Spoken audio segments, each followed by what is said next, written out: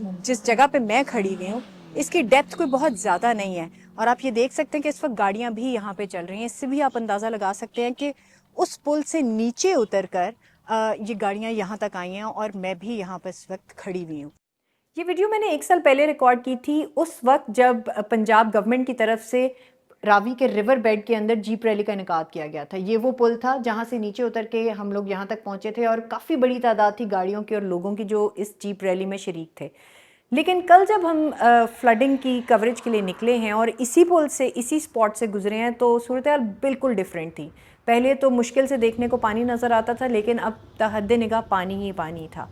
और सिचुएशन जितनी तेज़ी से तब्दील हो रही है, वहाँ पे ये है कि साइफन के मुकाम पे दरियाए रावी पर तकरीबन 2 लाख से ऊपर क्यूसेक पानी जो है फिल वक्त है, और इर्द गिर्द की आबादियों को भी उसने अपनी लपेट में लेना शुरू किया है। एक खुश्क दरिया जिसकी साल पहले ये सिचुएशन थी, और अब साल बाद ये सिचुएशन है, ये वही स्पॉट है जो कि हम आपको स्क्रीन पे दिखा रहे हैं।